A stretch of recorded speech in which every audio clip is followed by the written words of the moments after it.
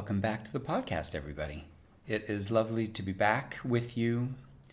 Greetings from Greece, where so far October is proving to be exactly like September. And today is scorching outside. When I look at the weather app, it tells me that it's 23 degrees. It feels like 22 degrees. I beg to differ. When you are in the sun here, when you are outside and the sun is unobstructed, by clouds or whatever, if this is 23, I'd hate to see what 35 is. It is scorching outside, which is good news for those of you who are coming to the yoga and meditation vacation that begins next week. Just a few days, actually. Looking forward to seeing you. Little group for this second group that I've ever done, really. I've always had one group a year, and this is the first time where I've had a second group, and it's starting out as a small group, which I'm really excited about because I think that gives us many different options as to how to do things, how to, get around and interact and all of that. I think it's great. So I'm really looking forward to it. But yeah, this weather app, I've been joking for a long time that, the only job where you basically can be wrong 100% of the time and you keep your job is a meteorologist or a weather app.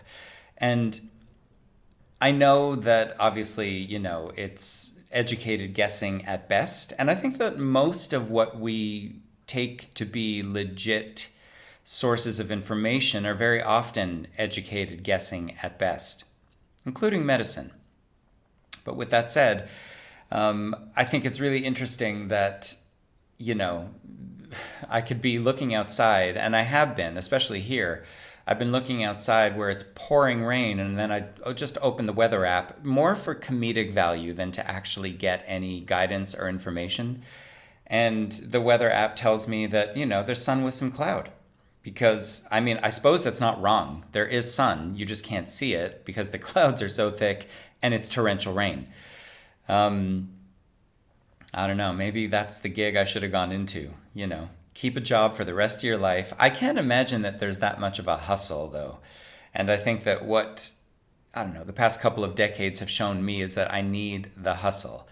I like creating, and I like not knowing what the next thing is going to be, and I like the rhythm and the pace.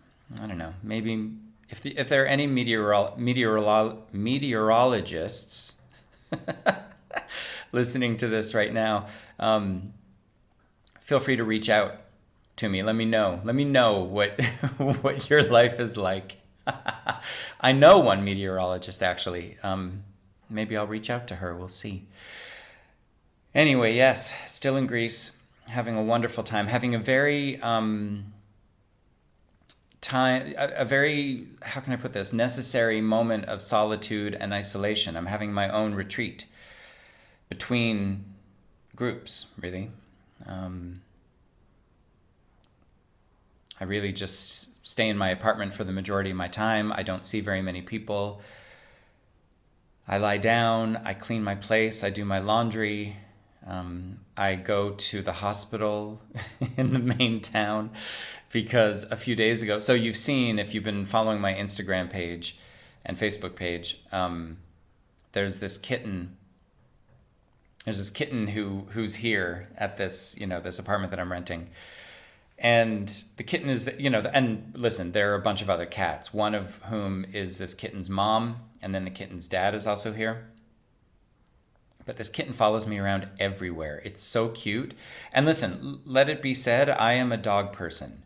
I grew up with a mother who is, the narrative is that my mother has always been, quote unquote, violently allergic to cats. And those are her words, quote unquote, violently allergic.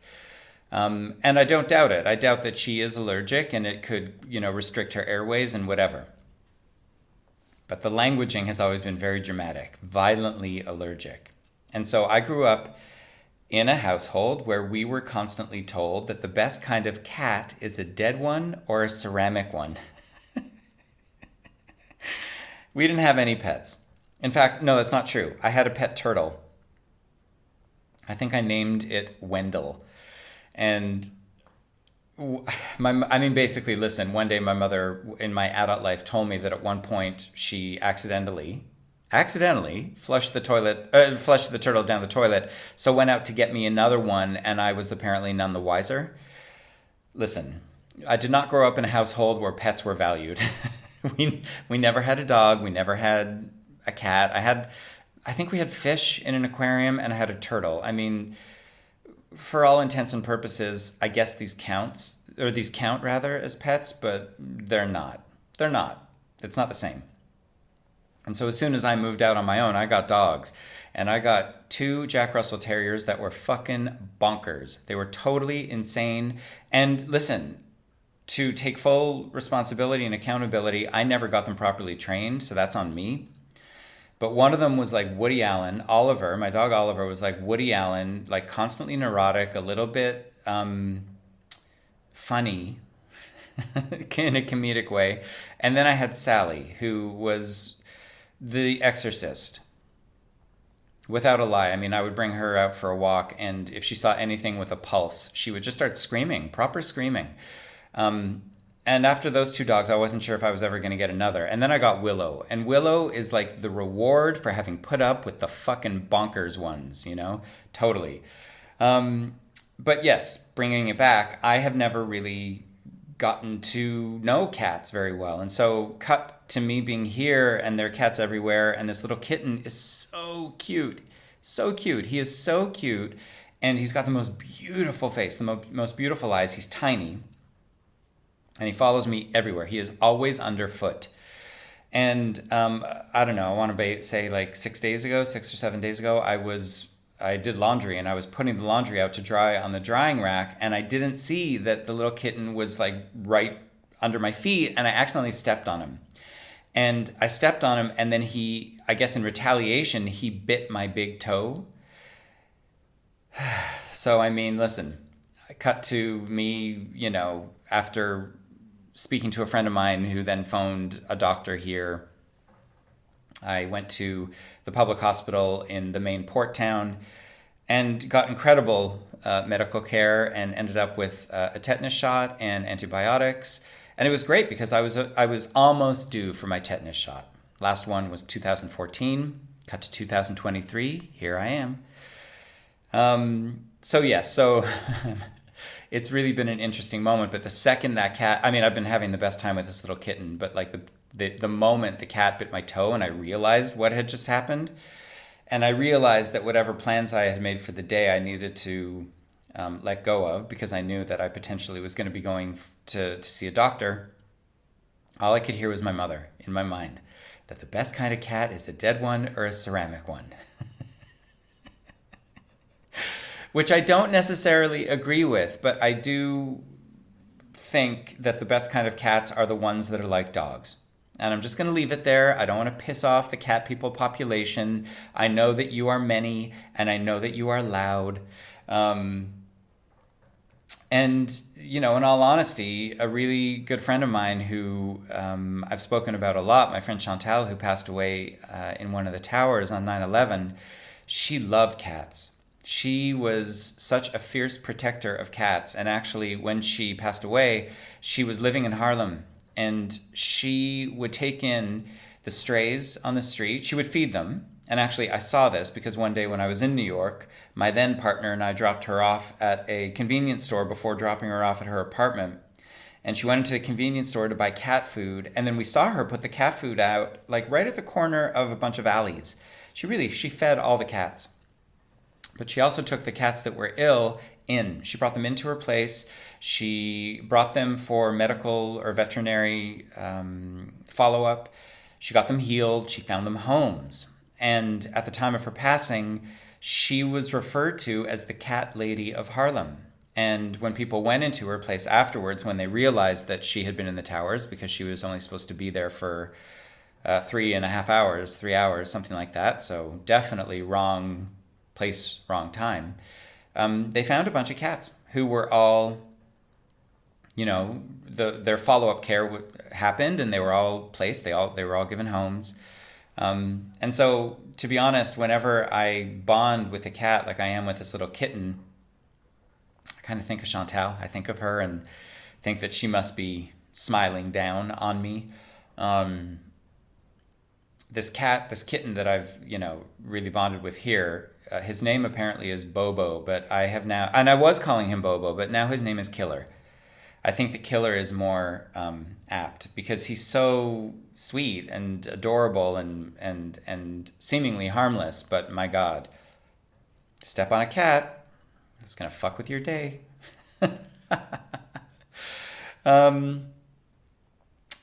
So my experience here is going beautifully, swimmingly, may I say. But I'm really benefiting from and basking in the solitude and the isolation. And it's interesting because I think that that's something that we don't really talk about. We don't talk about the importance of, for lack of a better term, retreat. And I'm not trying to sell anything here. I'm just talking about how informing it is for me to really take a very extended period of time here in Greece, more than I've ever stayed, and take this time for myself, this alone time. It's so important for me. I really value my alone time. And what I've noticed from a mindfulness point of view is that when I am, I don't know, at like 10 in the morning or 11 in the morning, considering getting onto my bed and just opening my laptop and watching a show, what's interesting is I've got this part of my mind that kicks in and starts to shoot other options into my mind. It's like I get images of the other stuff I could be doing, I should be doing, should go to the supermarket, should withdraw money, cash from the bank machine, should go see this person, blah, blah, blah, blah, blah. And listen, I'm on an island. Do you know what I mean? It's quite limited as to what the options are. But I find it really interesting that when I consider taking that downtime, my mind is so trained to keep me in productivity and to keep me engaged and focused, which watching a TV show is as well. But it's so funny how something that is basically just real self-care and relaxation, my brain, and probably all of our brains, somehow sees that through a negative lens and tries to convince us that there's something else we should be doing. And I've known this for a long time. I take a lot of downtime in my, day-to-day life wherever I am, rather wherever my body is. But I just found it interesting that of all places here where, I think about this place all year. When I'm not here in Paros, I think about Paros. And so now that I'm here, it's so interesting that like my mind is trying to keep me from just, relaxing into being here. Really, just fascinating. So, best mindfulness tip ever, let yourself rest. And if you have to have a conversation with a part of your mind that is convincing you that that's a bad idea, then do it. Make sure that that conversation is not aggressive. You don't want to get angry or get loud, but you just say, look, this is something that feels good and there's nothing wrong with. And is probably going to, help me conserve my energy for the other stuff that will eventually get done. That kind of thing. But my God, why is it so hard for us to rest? And along that line of thinking, why is it so hard for us to not only let ourselves be, but let each other be? While I've been here, there have been news reports, and trust me, I limit my news consumption almost to a fault, I would think. But I remember hearing about a couple of weeks ago that there were news reports that there were these trans marches that were happening across Canada, maybe across North America, maybe across the world. I don't know. And of course that rubbed me the wrong way. Not because I'm trans, but because I'm not a fucking asshole. And yes, it triggered patterns of emotional reaction, because ultimately I don't believe that anybody should have any right to tell any other person how they should live their life or who they should be just because it makes those people more comfortable. We're not here to make each other comfortable. We are here to be free. And if one person marches against the freedom of other people, well, that person who's marching better get ready for someone to contest their freedom and to object to their freedom. And so it triggered a lot of reaction for me, which I worked with mindfully, talked about with some people around me in my life. But ultimately, it was great to be here at that moment because I got to see it from a distance, unplug from the information outlets and really step back and get big picture perspective. And the big picture perspective is that there has been this wave of intolerance. I talked about it a decade ago, but there has been this wave of intolerance that has been rising, slowly rising. And I think that it was rising because the world has slowly been turning into a place that has been harder and harder and harder to deal with. And what I mean by that is people have not been processing their trauma, dealing with their hurt, speaking to psychologists, speaking to coaches, speaking to psychiatrists, speaking to friends and loved ones, speaking their honesty about their struggles. Social media does not encourage that. And I applaud anybody on social media who posts anything that has to do with real life, not just about the curated imagery of the life they want to project. But I do believe that social media has had a really, really, really important role in why we as human beings have been growing more and more discontented and dissatisfied and unhappy and ultimately hurt. And I believe that when we see intolerance, when we see erratic behavior, what we are seeing is the manifestation of tension. I believe that tension in the body, muscular tension, cognitive tension, emotional tension, energetic tension, lands in the body like a coiled spring. And if we don't do something with it, we snap. And so I think that we've seen a lot of snapping. We're also seeing increases in dis-ease, right, in the body, a lot of illnesses. And that's also the manifestation of unprocessed tension. And I don't mean tension by, you had a hard time at work because you were asked to do X, Y, and Z. I'm saying the tension of living in a world where we're not having honest conversations about the stuff we should be and feeling like things are getting harder and harder and harder in terms of just being yourself in the world, number one, but number two, being able to continue to play the game of life. The world is just getting more and more and more expensive. And I know inflation is going up, and wouldn't it be fantastic if people were paid more commensurate to inflation? But that's not the situation. So, of course, the struggle is real. And for the majority of people who identify as, cis heterosexual people who, get married and have kids and play that game of life, like the game of life, which I believe is being dismantled bit by bit, year by year, then the tension is real.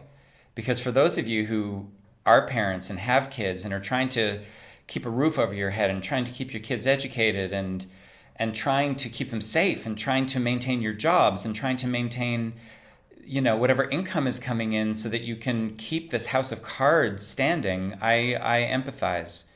I have tremendous compassion.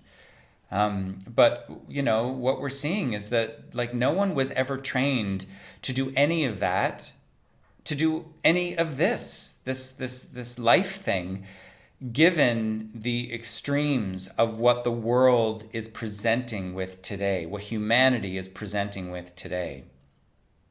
And so, yes, there is anger and there is hurt and there is trauma and there is fear. It always comes down to fear and shame.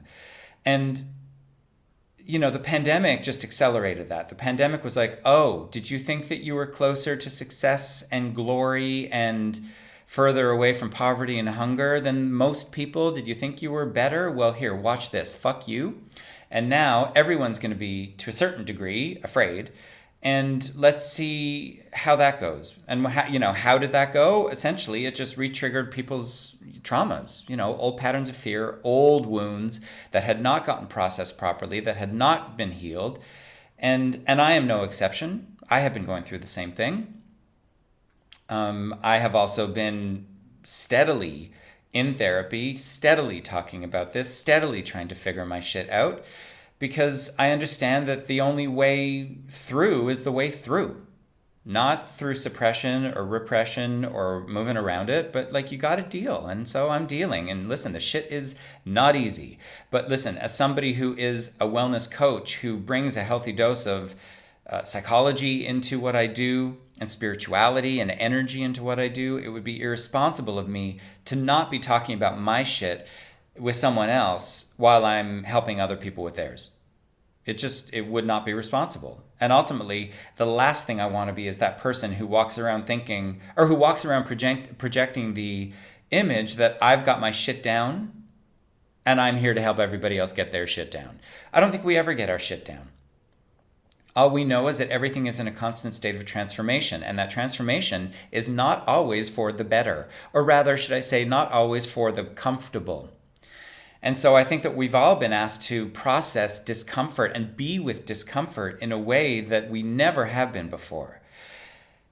And for those people who, for whatever reason, are unwilling to do that work, there will be intolerance. And we're going to see, listen, in the pandemic, we saw QAnon, right?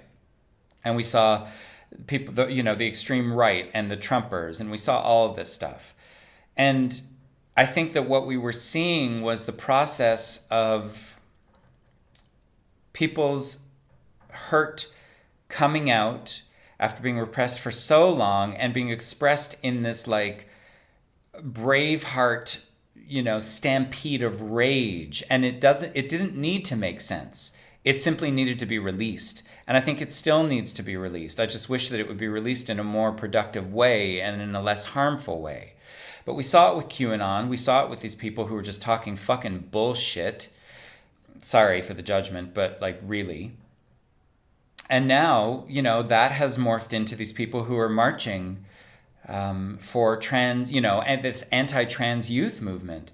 And the fact of the matter is that, I've read a couple of comments online about like, by the way, from people who are not necessarily cis or heterosexual, about how, thank God they grew up in a time when just because they were effeminate, they weren't encouraged by their parents to be trans or arguments like that. And listen, for any of you who think that your kid, by seeing a drag queen is going to become gay or turn into a drag queen or become trans, number one, you are giving your kid no credit. Number two, you're giving yourself no credit as a parent. Number three, you are completely out of logic. Sexuality is not something that how can I put this? I want to be really precise with my words for fear of, awakening the beast, because I recognize that if people are wounded, they are also desperate to be offended, and they want to tear down anybody who says anything that might be slightly open to interpretation. Let me speak from my experience. Okay, I am a homosexual person, man. I have always been homosexual from the second I could think about it. All right, so me reading a book, and trust me, most of the books that I've ever read have been about straight people. Has that made me straight? No. So what I want people to understand is to bring your trauma onto the streets, to vote for politicians who would take away the rights of kids who are simply trying to figure out who they are and live that truth, for you to encourage people to take those rights away and to encourage those people to be afraid. What you are essentially doing is you are passing on the trauma that has been passed on to you. And while that feels better, because then it feels like you're not carrying it all, you are not breaking the cycle of trauma. And I believe that our responsibility is to break the cycle of trauma. I believe that our responsibility is to stop hurting each other. If you believe that a kid reading a book or being read a book about gay people or families with, same-sex parents is going to adversely affect your child, listen, you have every right to believe that. And you have every right to edit that book from the books that you bring to your child's life. But for you then to believe that those books shouldn't exist, or that for kids who will see themselves reflected in those books shouldn't have the right to those books, or shouldn't have the right to be who they are in the world, and should, follow some conversion therapy pattern to, being a straight man or a straight woman who then goes for a straight partner of the opposite sex. Essentially what you're doing is you're trying to hang on to a belief that is long dead, never actually was true, and basically just spreading hurt. And what I can say about that is the world right now is a battlefield of hurt. And I believe that it is our responsibility to help each other, not hurt each other. It is our responsibility to give each other the time and the space to, number one, openly talk about how we have been hurt. Number two, have that met with non-judgment. And number three, find community. And I don't mean that in like a let's go to a commune kind of way. I mean that in why can't we just fucking be nice to each other? Be nice to people. I recognize that right now there is this rise in children who are identifying as trans or as non-binary or as gay or bisexual. I get it. But I also remember, decades ago when that was seen as cool. And I think it is seen as, not the trans and the non-binary, but being seen as bisexual was like cool. It was something that people like sort of threw around. And in fact, they weren't bisexual. But as children, all we're trying to do is find a way to be appreciated and respected and to fit in. And sometimes kids are going to say things that are sensational, that are going to allow them to get that attention, that are not based in truth. And you know what? Let's just let them say whatever they want to say. I would much rather this be the dialogue than the absence of a dialogue, which is what existed when I was a kid. And listen, not having anything to understand myself based on my external environment was traumatic. It was pure trauma. So I guess I want us all to understand that there is no, and listen, I also know that I'm preaching to a certain extent to the converted, to the people who are listening to this, because if you listen to my podcast, you already kind of know me and you know what I'm about. But if I can reach one person who may believe that this, narrative, because it is just a narrative, of somehow making sure that our children are not exposed to these things. Your children are going to be exposed to them, like it or not. And the way you support your child in that education is actually going to potentially dictate how that child responds to you in their later life. Is your child later in life going to think, Jesus, why were you such a fucking asshole? Why did you even think that was going to somehow turn me into something that you disapproved of? And I'm going to say one last thing about this. If you are a parent, your responsibility is not to make your kid who you want them to be. Your responsibility is to be there for your child unconditionally. If you can't do that, then you should give your kid up for adoption, or your husband should have pulled out. Okay? Like I'm sorry, I know I'm sounding reactionary, but it is not your right to tell your child who and how they should be. For all those people right now, there's this massive movement of people who don't want children and who are doing that mindfully. They're making that decision mindfully. I think that is such a gift that you are giving to not only yourself, but to the potential child who you would have had, who if you would have had the child for the wrong reasons, you would have projected all those reasons onto that child and made that child's life miserable. Well done. Well done for not doing that. Well done for promoting some semblance of peace and kindness and compassion. Because my God, there's enough damage. We cannot expect our children to be who we want them to be. If you're going to parent in a way that is loving and that is supportive, even when you disagree with that child and that child's decisions. And listen, yes, there is a limit, of course, I would imagine. When that child starts to harm him, her, or themselves or other people, sure, you choose a different avenue of parenting, and maybe you get a little bit more structured and a little bit more disciplined. But ultimately, it is our responsibility to raise children in a way that they understand that they are free. Enough with the oppression. And I believe that if we're going to look at how we oppress other people and work with that in a healthy, mindful way, we need to look at how we oppress ourselves.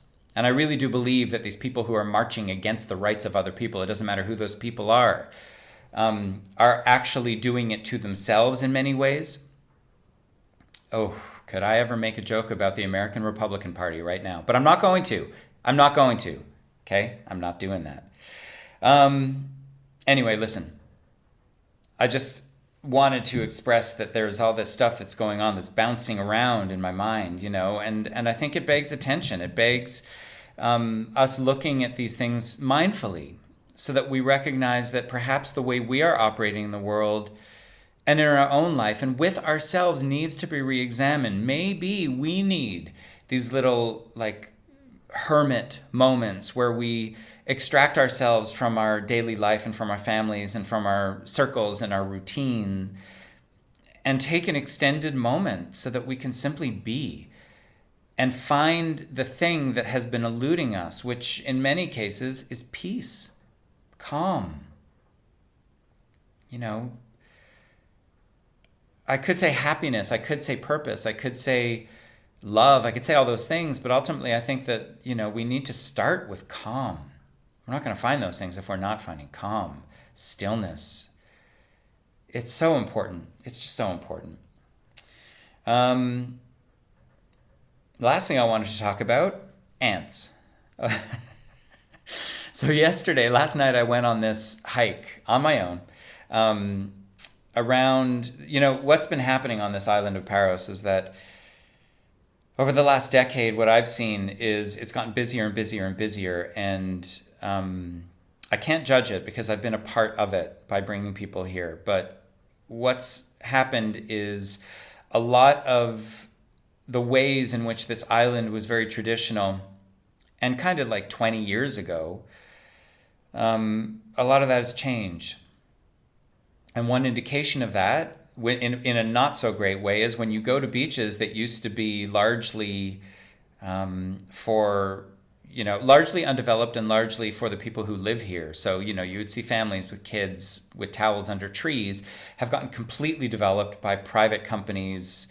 And there's a whole story associated to that, which I'm not going to go into. But these private companies who industrialize the beach, essentially. They put out beach chairs and restaurants and it becomes a business. And all of a sudden they take over the entire beach and they break the laws here, which are that 50% of the beach needs to be open and available for residents who want to come and put a towel down, right? And so a lot of these companies are taking 100% of the beaches.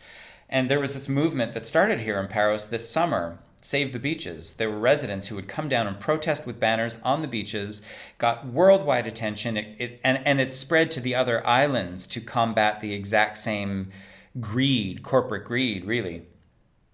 But one of the ways in which this island has changed has been the beaches that have been overdeveloped. And there is a beach here called Monastiri, which used to be somewhat developed, but really somewhat rough. And a lot of people would just drive up and, put down blankets and sit under trees and you would see families. It was lovely. That's gone. It's completely developed. It's all really lush lawn beds or whatever, sun beds for €120 for the pair. It's completely insane, completely stupid.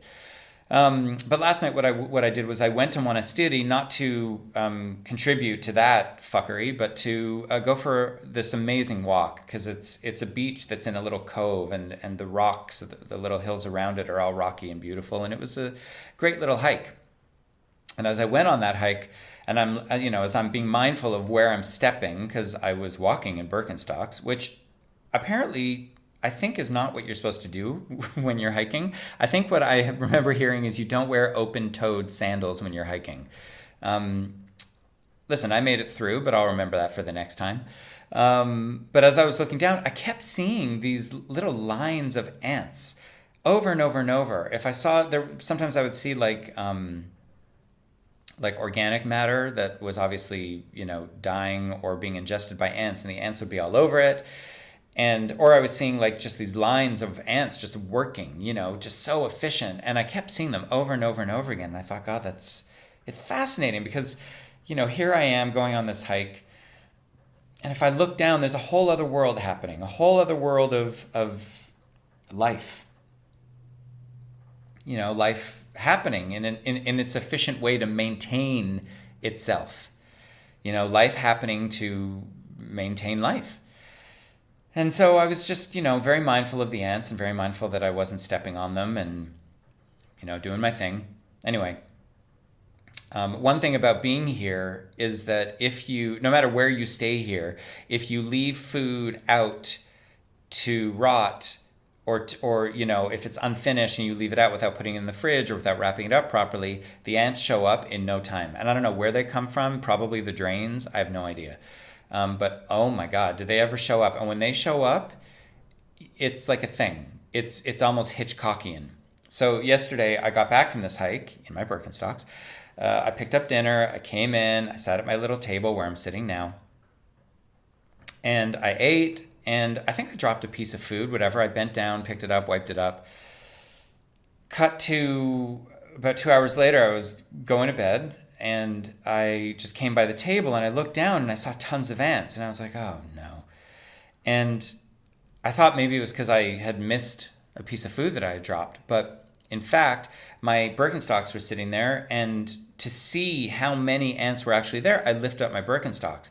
And on the bottom of one of my sandals was what I can only call an orgy of ants. And I must have stepped in some sort of organic material, either like probably an olive or something that was on the ground rotting. But holy crap, listen, suffice it to say that I put my Birkenstocks outside and then cleaned up the ants and whatever. But I couldn't stop thinking about how there's just an efficiency to these ants. It's unbelievable. And I understand like worker ants, whatever. I had ant farms when I was a kid, so I have those visuals of them working, digging their tunnels and everything being very efficient. But my God, I can't stop thinking about them. And then today when I, drove over to the gym to go do my workout, again, seeing ants all over the ground. I walked into the gym and on one of the TV screens were ants. There was some sort of nature show and it was all about ants. And I just thought, wow, something is going on here. So I felt the need to talk about it.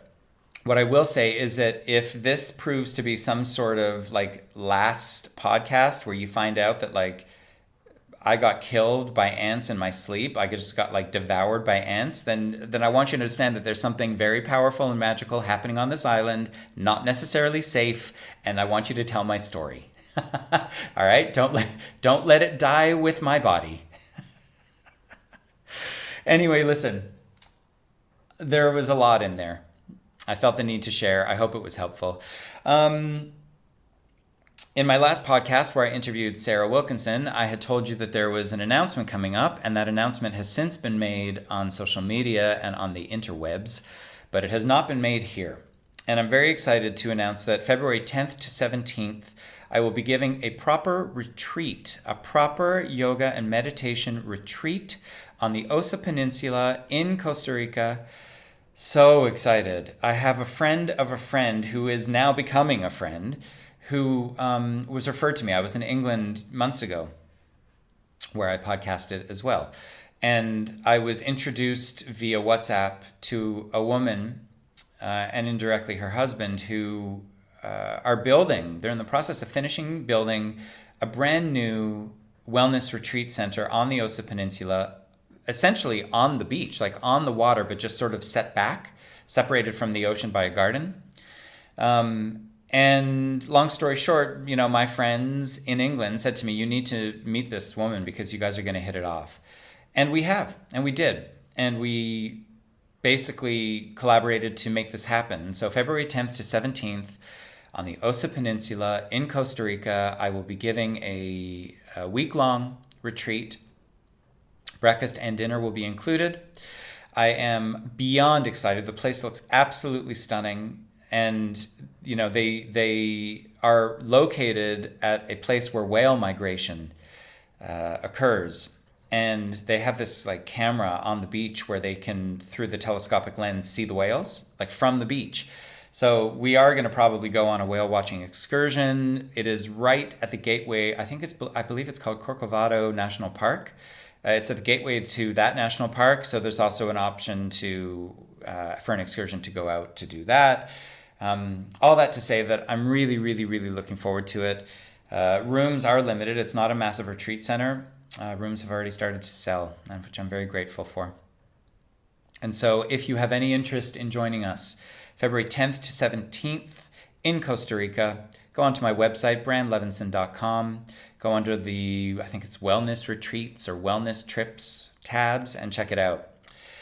As well, Sunday, November 19th, 4:30 p.m., I will be at Beaches Hot Yoga in Toronto doing a fundraising class, wellness meditation yoga class, to raise money for Feed It Forward, a Toronto-based organization, nonprofit, that works to eliminate food waste and to feed the unhoused population. I have so much respect for this organization and for the guy who runs it, Chef Jagger Gordon. And yeah, I'm just really happy to do what I can to donate some time, energy, to be able to help. So November 19th, 4:30 p.m., Beaches Hot Yoga on Queen Street East. February 10th to 17th, Costa Rica. And of course, the Greece trip. The Paros trip for next year, September 7th to 17th. Registration is open for that as well. Rooms have already started to sell for that as well. I'm just very grateful for all of it. I'm very, very grateful to be able to do this in the world and to help, all right? Because there's enough trauma that is self-perpetuating, auto-perpetuating, and I believe that it is our responsibility to stop that trauma dead in its tracks and make this experience of life better for each other, but first for ourselves, all right? Listen, take good care, everybody. Thank you so much for listening. I will see you next time.